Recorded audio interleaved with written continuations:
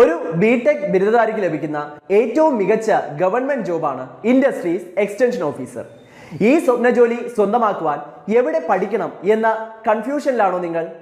കഴിഞ്ഞ IEO പരീക്ഷയിൽ ഏറ്റവും മികച്ച വിജയം, കേരളത്തിലെ തന്നെ ഏറ്റവും മികച്ച മെന്റർ, വിദഗ്ധരും പരിചയസമ്പന്നരുമായ ഫാക്കൽറ്റി ടീം എന്നീ സവിശേഷതകളോടെ ടെക് PSC IEO തീവ്ര പരിശീലന ഓൺലൈൻ ക്ലാസുകൾ ആരംഭിച്ചിരിക്കുന്നു. പരീക്ഷാ തീയതി വരെ നീണ്ടു നിൽക്കുന്ന ക്ലാസുകൾ, ലൈവ് ക്ലാസുകളും റെക്കോർഡ് ക്ലാസുകളും, smart and effective capsule notes in PDF format, 20ഓളം PSC model mock test with feedback, 5000-ലധികം topic wise multiple choice questions with detailed explanation, doubt clearance and mentorship, interview guidance എന്നീ പ്രത്യേകതകൾ അടങ്ങിയ ഈ കോഴ്സ് നിങ്ങൾക്കും സ്വന്തമാക്കാം വെറും 4499 രൂപയ്ക്ക്. ഇന്ന് തന്നെ ജോയിൻ ചെയ്യൂ.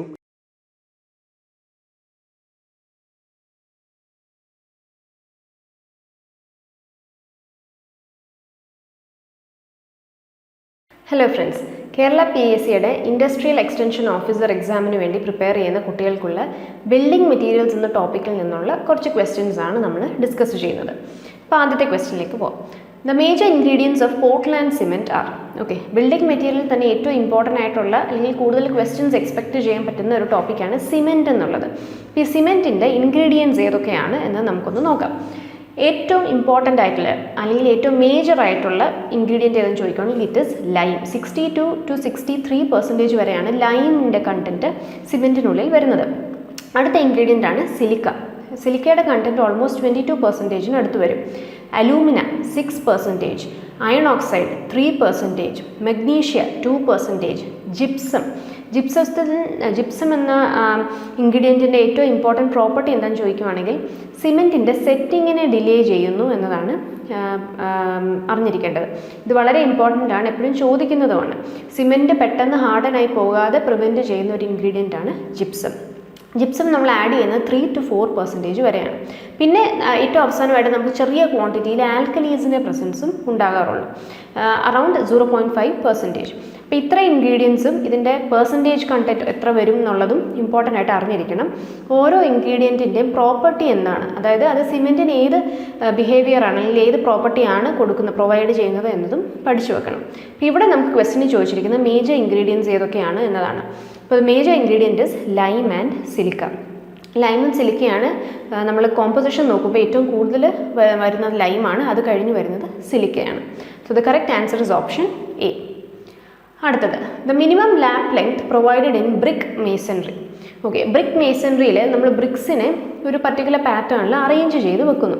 അപ്പോൾ ഇങ്ങനെ അറേഞ്ച് ചെയ്യാൻ നേരം വേർട്ടിക്കൽ ജോയിൻസ് എല്ലാം ഒരേ ലൈനിൽ വരാത്ത രീതിയിൽ നമ്മൾ അടുത്ത അല്ലെങ്കിൽ ഒരു ലെയറിന് തൊട്ട് മുകളിൽ അടുത്ത ലെയർ കൺസ്ട്രക്ട് ചെയ്യാൻ നേരം ഒരു ഓവർലാപ്പ് പ്രൊവൈഡ് ചെയ്യും. ഈ ഓവർലാപ്പിൻ്റെ ലെങ്ത് എത്ര ആണ് എന്നാണ് ചോദിച്ചിരിക്കുന്നത്. അപ്പോൾ ഈ ഒരു ഫിഗറിൽ നമുക്ക് ലാപ്പിൻ്റെ ലെങ്ത് എത്ര എന്നുള്ളത് കാണാം. ഇപ്പോൾ ഈ താഴത്തെ ഈ ഒരു നടുക്ക് വരുന്ന ഈ ഒരു ലെയറിൻ്റെ വെർട്ടിക്കൽ ജോയിൻറ്റ് വരുന്നത് ഇവിടെയും തൊട്ട് മുകളിൽ വരുന്ന കോഴ്സിൻ്റെ വെർട്ടിക്കൽ ജോയിൻറ്റ് വരുന്നത് ഇവിടെയാണ്. അപ്പോൾ ഇത് തമ്മിലുള്ള ഈ ഓവർലാപ്പിംഗ് ലെങ്ത്തിനെയാണ് നമ്മൾ ലാപ്പ് ലെങ്ത് എന്ന് വിളിക്കുന്നത്. അപ്പോൾ ഈ ലാപ്പ് ലെങ്ത് പ്രൊവൈഡ് ചെയ്തില്ല എങ്കിൽ, അതായത് ഒരേ ലൈനിൽ തന്നെ വെർട്ടിക്കൽ ജോയിൻറ്റ്സ് എല്ലാം വരുവാണെങ്കിൽ ആ ഒരു പർട്ടിക്കുലർ മേസൺറിക്ക് സ്ട്രെങ്ത് ഒട്ടും തന്നെ ഉണ്ടാകത്തില്ല. അപ്പോൾ ഈ ലാപ്പ് ലെങ്ത് എത്ര പ്രൊവൈഡ് ചെയ്യണം എന്നാണ് ക്വസ്റ്റ്യനിൽ ചോദിച്ചിരിക്കുന്നത്. The answer is 1/4 of the brick length. അത് നമ്മൾ പ്രൊവൈഡ് ചെയ്യുന്ന ബ്രിക്കിൻ്റെ ലെങ്ത്തിൻ്റെ 1/4 എങ്കിലും നമ്മൾ ലാപ്പായിട്ട് പ്രൊവൈഡ് ചെയ്യണം. It is a horizontal distance between two adjacent vertical joints in the successive course. Minimum lap length is 1/4 of the brick length.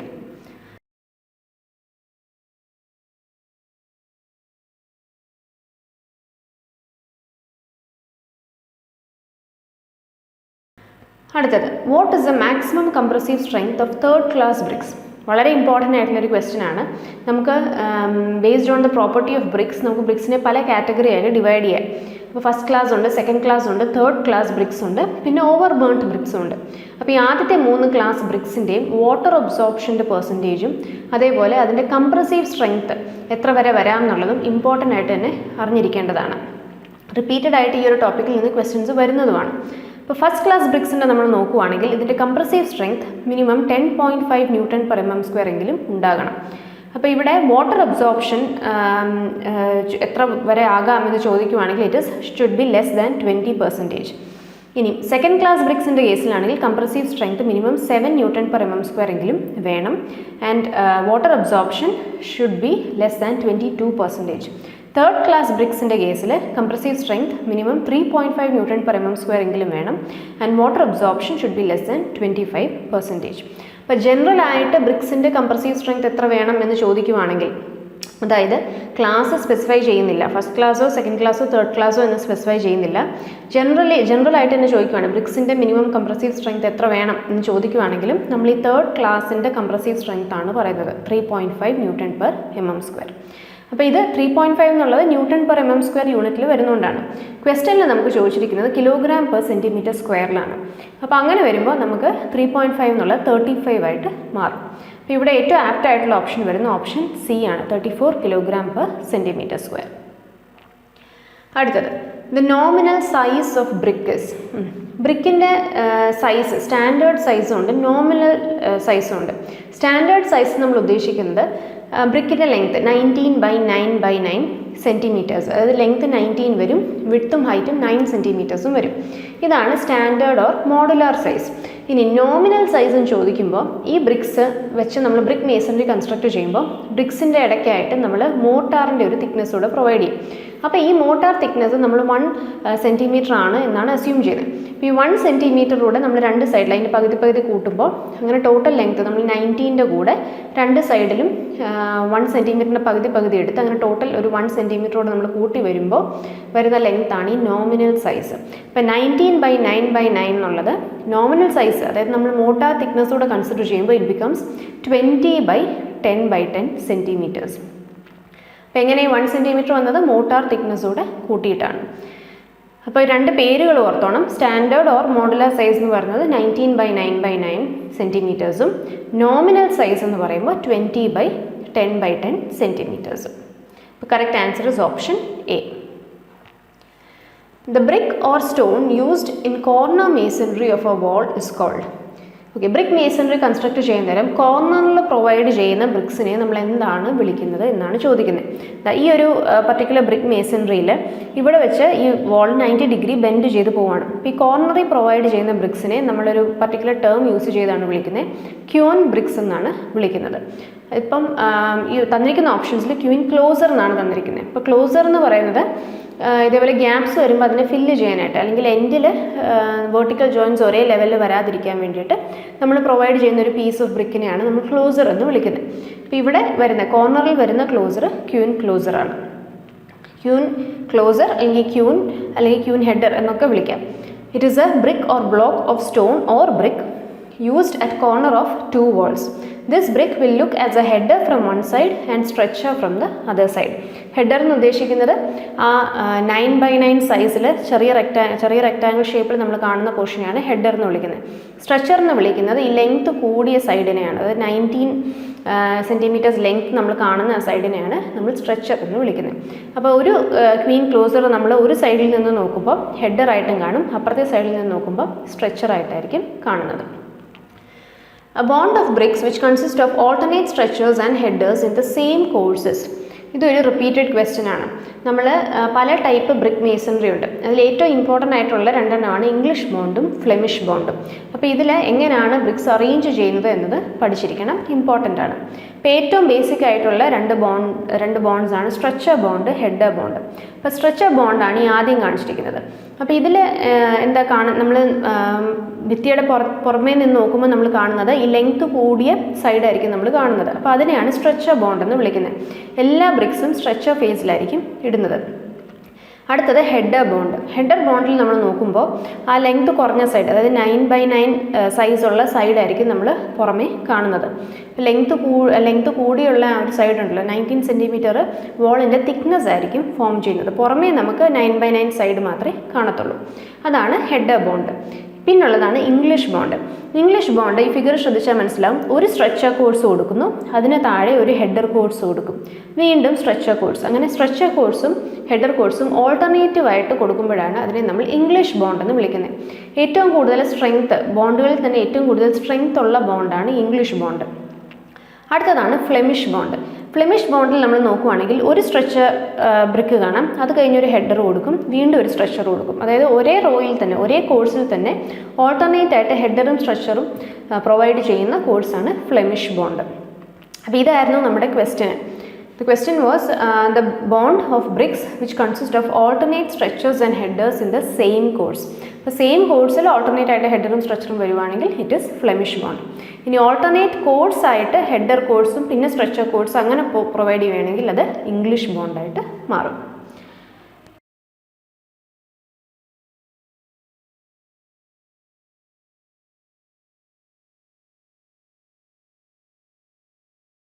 അടുത്ത question. The breaking of cohesion in a mass of concrete is called workability, bleeding, segregation, creep. ഇപ്പോൾ കോൺക്രീറ്റിൻ്റെ ingredients, അതായത് coarse aggregate, fine aggregate, water, cement paste, ഇവയെല്ലാം നമ്മൾ mix ചെയ്തതിന് ശേഷം ഇതിലെ ingredients എല്ലാം പലതായിട്ട് separate ഔട്ടായി പോവുകയാണെങ്കിൽ ആ പ്രോസസ്സിനെയാണ് നമ്മൾ സെഗ്രിഗേഷൻ എന്ന് വിളിക്കുന്നത്. വെയിറ്റ് കാരണം കോഴ്സ് അഗ്രിഗേറ്റ് ചിലപ്പോൾ താഴേക്ക് സെറ്റിലാവും, സിമെൻറ്റും വാട്ടർ പേസ്റ്റും ഒക്കെ മുകളിലേക്ക് പോകും. അപ്പോൾ അങ്ങനെ സെപ്പറേറ്റ് ഔട്ട് ആവുന്ന ആ ഒരു പ്രോസസ്സിനെയാണ് നമ്മൾ സെഗ്രിഗേഷൻ എന്ന് വിളിക്കുന്നത്. അപ്പോൾ ഈ ഒരു ഫിഗറിൽ നമുക്ക് ഹാർഡ് ആൻഡ് കോൺക്രീറ്റിൻ്റെ സെഗ്രിഗേഷൻ നടന്നതായിട്ട് കാണാം. അപ്പോൾ ഇത് കോൺക്രീറ്റ് ഇതേപോലെ മിക്സ് ചെയ്ത് നമ്മൾ പോറ് ചെയ്തതിന് ശേഷം ഷട്ടറിങ് പ്രൊവൈഡ് ചെയ്യുന്നു. ഷട്ടേഴ്സ് എല്ലാം റിമൂവ് ചെയ്ത് കഴിഞ്ഞ് ഹാർഡ് ആൻഡ് കോൺക്രീറ്റിൻ്റെ സ്ട്രക്ചർ ഇൻസ്പെക്ട് ചെയ്തപ്പോൾ ഇതേപോലെ കോഴ്സ് അഗ്രിഗേറ്റ് എല്ലാം സെപ്പറേറ്റ് ഔട്ടായി കിടക്കുന്നു. ഇടയ്ക്ക് ഉണ്ടാകേണ്ട ഫൈൻ അഗ്രിഗേറ്റോ അല്ലെങ്കിൽ സിമെൻറ്റ് വാട്ടർ പേസ്റ്റൊക്കെ മിസ്സിംഗ് ആണ്. ഇതെല്ലാം വേറൊരു പൊസിഷനിലേക്ക് ഇങ്ങനെ സെപ്പറേറ്റ് ഔട്ടായിപ്പോയി, ഹാർഡായിപ്പോയി, സെറ്റായിപ്പോയി. അപ്പോൾ ഈ ഒരു പ്രോസസ്സാണ് segregation. It is defined as the breaking up of cohesion in a mass of concrete. It results in honeycombing, decrease in density and ultimately loss of strength of hardened concrete. അടുത്ത question. A triangle part of brick is cut from a brick. Then the remaining portion of the brick is called as. Okay, നമ്മൾ ബ്രിക്സിനെ മൊത്തത്തിൽ ഉപയോഗിക്കാതെ അതിൻ്റെ ഒരു portion മാത്രം cut ചെയ്ത് ഉപയോഗിക്കാറുണ്ട്. ഇങ്ങനെ കട്ട് ചെയ്ത് ഉപയോഗിക്കുന്നത് നമ്മൾ ബ്രിക്ക് മേസണറിയിൽ ലേ ചെയ്ത് വരുമ്പോൾ നേരത്തെ പറഞ്ഞ കൂട്ട് വെർട്ടിക്കൽ ജോയിൻറ്റ്സ് ഒരേ ലെവലിൽ വരാതിരിക്കാൻ അല്ലെങ്കിൽ കോർണേഴ്സിലെത്തുമ്പോൾ കോർണേഴ്സിൽ പ്രൊവൈഡ് ചെയ്യാനൊക്കെ ആയിട്ട് ഫുൾ ലെങ്ത് വേണ്ടി വരാറില്ല. അപ്പോൾ ഇങ്ങനത്തെ കേസിലാണ് നമ്മൾ ബ്രിക്കിൻ്റെ പീസസ് അല്ലെങ്കിൽ കട്ട് ചെയ്തിട്ട് നമ്മൾ പ്രൊവൈഡ് ചെയ്യുന്നത്. ഇനി കട്ട് ചെയ്ത് പ്രൊവൈഡ് ചെയ്യുന്നത് നമ്മൾ depending on the shape of the cut and the length of the brick, ഇതിനെയൊക്കെ ബേസ് ചെയ്ത് പല ടൈപ്പ് ഉണ്ട്. നമുക്കത് ഏതൊക്കെയാണെന്ന് നോക്കാം. ആദ്യത്തേത്, നമ്മൾ ബ്രിക്കിൻ്റെ ഒരു കോർണറിൽ നിന്ന് ട്രയാങ്കുലർ പോർഷൻ കട്ട് ചെയ്ത് മാറ്റുവാണെങ്കിൽ അതിനെ കിങ് ക്ലോസർ എന്നാണ് വിളിക്കുന്നത്. അപ്പോൾ ഇതാണ് നമുക്ക് ക്വസ്റ്റ്യനിൽ ചോദിച്ചിരുന്നത്. ഒരു ബ്രിക്കിൻ്റെ കോർണറിൽ നിന്ന് ട്രയാങ്കുലർ പോർഷൻ കട്ട് ചെയ്ത് മാറ്റുമ്പോൾ അതിനെ നമ്മൾ കിങ് ക്ലോസർ എന്ന് വിളിക്കുന്നു. അടുത്തത്, ലെങ്ത്തിൽ നമ്മൾ ലെങ്ത്ത് 19 സെൻറ്റിമീറ്റേഴ്സും മെയിൻറ്റെയിൻ ചെയ്തുകൊണ്ട് വിട്ട് പകുതിയാക്കി നമ്മൾ കട്ട് ചെയ്യുവാണെങ്കിൽ അതിനെ ക്വീൻ ക്ലോസർ എന്ന് വിളിക്കും. അടുത്തത് ബിവെൽഡ് ക്ലോസർ. ഒരു എൻഡിലെ ഹാഫ് വിട്ടും മറ്റേ സൈഡിൽ നമ്മൾ നോക്കുകയാണെങ്കിൽ ഫുൾ ലെങ്ത്തിലും നമ്മളിങ്ങനെ ചരിച്ച് കട്ട് ചെയ്യുവാണെങ്കിൽ അതിനെ ബിവെൽഡ് ക്ലോസർ എന്ന് വിളിക്കാം. ഇനി മിഡ്രെഡ് ക്ലോസർ എന്ന് വിളിക്കുന്നത് ഒരു പർട്ടിക്കുലർ ആംഗിളിൽ നമ്മൾ ആ കോർണറിൽ നിന്ന് കട്ട് ചെയ്ത് മാറ്റുന്നു, അതാണ് മിഡ്രെഡ് ക്ലോസർ. ഇനി ലെങ്ത് വൈസ്, ലെങ്ത്തിൽ നമ്മൾ അതിനെ പകുതിയായിട്ട് മുറിക്കുവാണെങ്കിൽ അതിനെ ഹാഫ് ബാറ്റ് എന്ന് വിളിക്കും. 3/4 ലെങ്ത്തിൽ നമ്മൾ കട്ട് ചെയ്തെടുക്കുവാണെങ്കിൽ അതിനെ 3/4 ബാറ്റ് എന്നും വിളിക്കും. ഇപ്പോൾ തന്നിരിക്കുന്ന ഓപ്ഷൻസിൽ correct answer is option C, king closer. According to IS 800-2007, dash is the modulus of elasticity of structural steel used in design irrespective of its grade. Okay, steel എന്ന ടോപ്പിക്കിൽ നിന്ന് നമ്മൾ പഠിക്കേണ്ട അല്ലെങ്കിൽ അറിഞ്ഞിരിക്കേണ്ട ഒരു ഇമ്പോർട്ടൻറ്റ് ക്വസ്റ്റ്യൻ ആണിത്. സ്റ്റീലിൻ്റെ പ്രോപ്പർട്ടീസ്, ഫിസിക്കൽ പ്രോപ്പർട്ടീസ് എന്തൊക്കെയാണെന്നുള്ളത് നമുക്ക് IS 800 തന്നിട്ടുണ്ട്. അപ്പോൾ തന്നിരിക്കുന്ന ഡീറ്റെയിൽസ് എന്തൊക്കെയാണെന്ന് നോക്കാം. യൂണിറ്റ് മാസ് ഓഫ് സ്റ്റീൽ, അതായത് സ്റ്റീലിൻ്റെ ഡെൻസിറ്റി നമ്മൾ കാൽക്കുലേഷൻസിനായിട്ട് യൂസ് ചെയ്യുന്ന value is 7850 kg/m3. Modulus of elasticity is 2 × 10⁵ Nm/mm². ഇത് MPAയിലാണ്. GPAയിലേക്ക് വരുമ്പോൾ നമുക്ക് 200 GPA, giga Pascal. Poisons ratio വരുന്നത് 0.3 ആണ്. മോഡുലസ് ഓഫ് റിജിഡിറ്റി വരുന്നത് 0.769 × 10⁵ MPa. Coefficient of thermal expansion വരുന്നത് 12 × 10⁻⁶/°C. അപ്പോൾ ഈ ഇത്രയും ഡീറ്റെയിൽസിൽ സ്റ്റീലിൻ്റെ density, modulus of elasticity, poisons ratio ഇത്രയും വളരെ ഇമ്പോർട്ടൻ്റ് ആണ്. മോഡുലസ് ഓഫ് റിജിഡിറ്റി ഏതോ ഒരു പ്രാവശ്യം മാത്രമേ ചോദിച്ചു കണ്ടിട്ടുള്ളൂ. അപ്പോൾ ഇത്ര ഇമ്പോർട്ടൻ്റ് ആയിട്ട് അറിഞ്ഞിരിക്കേണ്ടതാണ്. അപ്പോൾ ഇവിടെ നമുക്ക് ചോദിച്ചിരുന്നത് മോഡുലസ് ഓഫ് ഇലാസ്റ്റിസിറ്റിയാണ്. അപ്പോൾ യൂണിറ്റ് നമ്മൾ ചെക്ക് ചെയ്ത് നോക്കുമ്പോൾ ഏറ്റവും കറക്റ്റ് ആൻസർ വരാൻ പോകുന്ന ഓപ്ഷൻ ഫസ്റ്റ് ഓപ്ഷൻ ആയിരിക്കും, 200 GPA. ബാക്കി ജിഗാ പാസ്കൽ നമ്മൾ കൺവേർട്ട് ചെയ്താലും മെഗാ പാസ്കൽ ഒരെണ്ണം തന്നിട്ടുണ്ട്, ഇതിൽ കൺവേർട്ട് ചെയ്താലും കറക്റ്റ് വാല്യൂ നമുക്ക് കിട്ടത്തില്ല. So the correct answer is option 1. What is the size of fine aggregate? Aggregates എന്ന ടോപ്പിക്കിൽ നിന്നും ഉള്ളൊരു ക്വസ്റ്റ്യൻ ആണ്. നമുക്ക് 2 ടൈപ്പ് അഗ്രിഗേറ്റ് ഉണ്ട്, coarse aggregate and fine aggregate. വലുപ്പമുള്ള സൈസുള്ള അഗ്രിഗേറ്റ്സ് ആണ് കോഴ്സ് അഗ്രിഗേറ്റ്. ഇപ്പോൾ കോഴ്സ് അഗ്രിഗേറ്റിൻ്റെയും ഫൈൻ അഗ്രിഗേറ്റിൻ്റെയും സൈസ് റേഞ്ച് ഇതിനുള്ളിൽ വരും, ആ ഒരു ലിമിറ്റ് ഇമ്പോർട്ടൻ്റ് ആണ്, അതിൽ നിന്നും ക്വസ്റ്റ്യൻസ് വന്നിട്ടുണ്ട്. കോഴ്സ് അഗ്രിഗേറ്റിൻ്റെ സൈസ് റേഞ്ച് എന്ന് പറയുന്നത് it varies from 4.75 mm to 80 mm. ഇതിൻ്റെ എക്സാമ്പിൾസ് ആണ് ഗ്രാവൽ, ബ്രോക്കൺ ബ്രിക്സ്, എല്ലാം കോഴ്സ് അഗ്രിഗേറ്റിൻ്റെ എക്സാമ്പിൾസ് ആണ്. ഇനി ഫൈൻ അഗ്രിഗേറ്റ് എന്ന് പറയുമ്പോൾ തീരെ ചെറിയ പാർട്ടിക്കിൾ സൈസ് ഉള്ള അഗ്രിഗേറ്റ്സ് ആണ്. അതായത് മണൽ പോലെ, മണ്ണ്, സാൻഡ്, അതേപോലെ മണൽ, എംസാൻഡ്, ഇതെല്ലാം ഫൈൻ അഗ്രിഗേറ്റ്സിൽ വരുന്നതാണ്. ഇതിൻ്റെ സൈസ് റേഞ്ച് വരുന്നത് 150 micron to 4.75 mm ആണ്. അപ്പോൾ ഇവിടെ ചോദിച്ചിരുന്ന ഫൈൻ അഗ്രിഗേറ്റിൻ്റെ സൈസ് റേഞ്ച് ആണ്. It will be between 150 micron and 4.75 mm. അപ്പോൾ തന്നിരിക്കുന്നതിൽ apt answer is option B, less than 4.75 mm. Workability of concrete can be improved by more sand, more cement, more fine aggregate, fineness of coarse aggregate. അപ്പോൾ എന്താണ് workability? നമുക്ക് കോൺക്രീറ്റിനെ എത്ര ഈസിനെസ്സോട് കൂടി mix ചെയ്യാനും place ചെയ്യാനും പറ്റുന്നോ അതിനെയാണ് നമ്മൾ വർക്കബിലിറ്റി എന്ന് വിളിക്കുന്നത്. അതായത് നമുക്ക് മിക്സ് ചെയ്യാനൊക്കെ ഉള്ളത് ഒരുപാട് നമ്മൾ വാട്ടർ കണ്ടൻറ്റൊക്കെ ഒരുപാട് കുറയ്ക്കുവാണെങ്കിൽ ഒരുപാട് സ്റ്റിഫായിട്ടുള്ള മിക്സായി മാറും. അപ്പോൾ അതിനെ നമുക്ക് മിക്സ് ചെയ്യാനായാലും പ്ലേസ് ചെയ്യാനായാലും കോമ്പാക്ഷൻ കൊടുക്കാനായാലും ഒക്കെ വളരെ ഡിഫിക്കൽട്ടായിരിക്കും. എന്നാൽ ഒരുപാട് വെള്ളം ഒഴിക്കുവാണെങ്കിലോ വളരെ ലൂസായിട്ടുള്ള മിക്സ് ആയിരിക്കും. അപ്പോൾ നമുക്ക് കുറച്ചുകൂടെ നല്ല എളുപ്പത്തിൽ ഇത് മിക്സ് ചെയ്യാനും ഒക്കെ പറ്റും. പക്ഷേ വർക്കബിലിറ്റി കൂടുന്തോറും, അതായത് വാട്ടർ കണ്ടൻറ്റ് നമ്മൾ ഒരുപാട് ആഡ് ചെയ്താൽ കോൺക്രീറ്റിൻ്റെ സ്ട്രെങ്ത്തിനെ അത് അഫക്റ്റ് ചെയ്യും. അപ്പോൾ ഇവിടെ നമുക്ക് വർക്കബിലിറ്റി അഫക്റ്റ് ചെയ്യുന്ന ഫാക്ടേഴ്സ് എന്തൊക്കെയാണെന്ന് നോക്കാം. As water content, factors affecting workability. As water content, size of aggregate increases, workability increases. അപ്പോൾ വാട്ടർ കണ്ടൻറ്റ് കൂടുമ്പോൾ, വാട്ടർ കണ്ടൻറ്റ് എന്ന് ഉദ്ദേശിക്കുന്നത് സിമെൻറ്റിനുള്ളിലേക്ക് നമ്മൾ എത്രത്തോളം വെള്ളം ഒഴിക്കുന്നു. വെള്ളം കൂടുന്തോറും സിമെൻറ്റ് കുറച്ചുകൂടെ ലൂസായി വരും. അപ്പോൾ നമുക്ക് ഒന്നുകൂടെ എളുപ്പമായിട്ട് മിക്സ് ചെയ്യാനൊക്കെ പറ്റും. അപ്പോൾ വർക്കബിലിറ്റി ഇൻക്രീസ് ആവും. സൈസ് ഓഫ് അഗ്രിഗേറ്റ് കൂടുമ്പോൾ, നമ്മൾ ചെറിയ പാർട്ടിക്കിൾ സൈസ് അല്ലെങ്കിൽ ഫൈൻ അഗ്രിഗേറ്റ് യൂസ് ചെയ്യുന്നതിനെക്കാട്ടിലും കോഴ്സ് അഗ്രിഗേറ്റ് ആണ് കൂടുതൽ യൂസ് ചെയ്യുന്നതെങ്കിൽ അതിൻ്റെ സർഫസ് ഏരിയ കമ്പാരിറ്റീവ്ലി കുറവാണ് കമ്പയർ ടു ഇറ്റ്സ് വോളിയം. അപ്പോൾ കുറച്ച് സിമെൻറ്റ് പേസ്റ്റേ വേണ്ടി വരത്തുള്ളൂ അതിനെ മൊത്തത്തിൽ കവർ ചെയ്യാൻ. അതുകൊണ്ട് തന്നെ വർക്കബിലിറ്റി നമുക്ക് ഇൻക്രീസ് ചെയ്യാൻ പറ്റും. Round shape aggregates have more workability. ഇപ്പോൾ rounded aggregates, round shape aggregate ആണെങ്കിൽ കുറച്ചുകൂടെ തെന്നി കിടക്കും. പെട്ടെന്ന് അത് ഉരുണ്ട് മിക്സ് ചെയ്യുമ്പോഴൊക്കെ തെന്നി പോകും. അപ്പോൾ അതുകൊണ്ട് തന്നെ നമുക്ക് കുറച്ചുകൂടെ വർക്കബിലിറ്റി ഇമ്പ്രൂവ് ചെയ്യാൻ പറ്റും. Angular, flaky, elongated aggregate workability will reduce. Angular aggregate എന്ന് വെച്ചാൽ നല്ല ഷാർപ്പ് കോർണേഴ്സ് ഒക്കെയുള്ള അഗ്രിഗേറ്റ്സ് ആണ്. ഫ്ലേക്കി അഗ്രിഗേറ്റ്, ഇലോങ്ങേറ്റഡ് അഗ്രിഗേറ്റ് എന്ന് പറയുമ്പോൾ, ഇലോങ്ങേറ്റഡ് അഗ്രിഗേറ്റ് എന്ന് വെച്ചാൽ നീളം കൂടിയ അഗ്രിഗേറ്റ്സ് ആണ്. ഫ്ലേക്കി എന്ന് വെച്ചാൽ തിക്നെസ് കുറഞ്ഞ, ഫ്ലേക്കി ആയിട്ടുള്ള അല്ലെങ്കിൽ തിക്നെസ് കുറഞ്ഞ ഈ ചിപ്സിൻ്റെ ഒക്കെ കൂട്ട് തിന്നായിട്ടുള്ള അഗ്രിഗേറ്റ്സ് ആണ് ഫ്ലേക്കി അഗ്രിഗേറ്റ്സ്. അപ്പോൾ ഇങ്ങനത്തെ അഗ്രിഗേറ്റ്സ് ആണെങ്കിലും വർക്കബിലിറ്റി കുറയുമാണ് ചെയ്യുന്നത്. കാരണം ഇതിൻ്റെ സർഫസ് ഏരിയ കൂടുതലാണ്. സർഫസ് ഏരിയ കൂടുതലാകുമ്പോൾ അതിനെ മൊത്തത്തിൽ കവർ ചെയ്യാൻ കൂടുതൽ സിമെൻറ്റ് പേസ്റ്റ് വേണ്ടി വരും. അപ്പോൾ അങ്ങനെ വർക്കബിലിറ്റി റെഡ്യൂസ് ആകും. Aggregate by cement ratio inversely proportional to workability. ഇതൊരു ഇമ്പോർട്ടൻറ്റ് ഫാക്ടറാണ്. അഗ്രിഗേറ്റ് ബൈ സിമെൻറ്റ് റേഷ്യോ എന്ന് പറയുമ്പോൾ നമ്മൾ എത്രത്തോളം അഗ്രിഗേറ്റ്സ് ആഡ് ചെയ്യുന്നു അതിന് എത്രത്തോളം സിമെൻറ്റ് ആഡ് ചെയ്യുന്നു. ഇപ്പോൾ ഡിനോമിനേറ്ററിലെ സിമെൻറ്റ് കൂടുന്തോറും വർക്കബിലിറ്റി കൂടുന്നു. The ratio is inversely proportional to workability എന്നല്ലേ. അപ്പോൾ സിമെൻറ്റ് കൂടുന്തോറും, സിമെൻറ്റ് നമ്മൾ എത്രത്തോളം കൂടുതൽ ആഡ് ചെയ്യുന്നു അത്രയും വർക്കബിലിറ്റി ഇൻക്രീസ് ആവും. ഇനി സിമെൻറ്റ് കുറയ്ക്കുവാണെങ്കിൽ വർക്കബിലിറ്റി റെഡ്യൂസ് ആവുകയും ചെയ്യും. അപ്പോൾ ഇവിടെ നമുക്ക് ക്വസ്റ്റിന് തന്നിരിക്കുന്നതിൽ ഏറ്റവും ആപ്റ്റ് ഓപ്ഷൻ വരാൻ പോകുന്നത് workability can be improved by more cement എന്നതാണ്. ഇപ്പോൾ മോർ സാൻഡ് ആയാലും മോർ ഫൈൻ അഗ്രിഗേറ്റ് ഒക്കെ ആണെങ്കിലും ഫൈൻ അഗ്രിഗേറ്റ്, അതായത് അഗ്രിഗേറ്റിൻ്റെ സൈസ് കുറയും തോറും വർക്കബിലിറ്റി അതിനെ ചുറ്റും കവർ ചെയ്യാൻ വേണ്ടി വരുന്ന സിമെൻറ്റ് പേസ്റ്റിൻ്റെ ക്വാണ്ടിറ്റി കൂടും. അപ്പോൾ അങ്ങനെ വരുമ്പോൾ വർക്കബിലിറ്റി റെഡ്യൂസ് ചെയ്യുകയാണ് ചെയ്യുന്നത്. അപ്പോൾ the correct answer will be option B, more cement.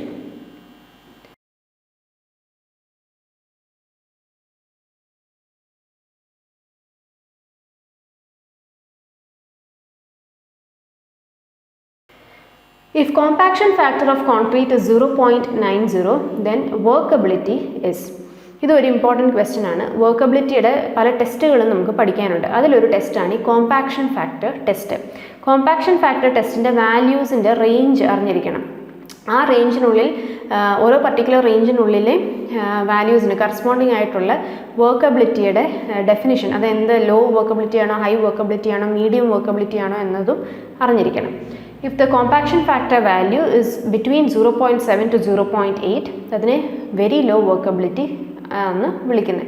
0.8 to 0.85 ആണെങ്കിൽ ലോ വർക്കബിലിറ്റി, 0.85 to 0.95 ആണെങ്കിൽ medium workability, and if it is greater than 0.95 നമ്മൾ അതിനെ ഹൈലി വർക്കബിൾ ആയിട്ടുള്ള കോൺക്രീറ്റ് എന്നാണ് വിളിക്കുന്നത്. അപ്പോൾ ഇവിടെ ക്വസ്റ്റ്യനിൽ ചോദിച്ചിരുന്നത് വർക്കബിലിറ്റി അല്ലെങ്കിൽ കോമ്പാക്ഷൻ ഫാക്ടർ 0.9 എന്നാണ്.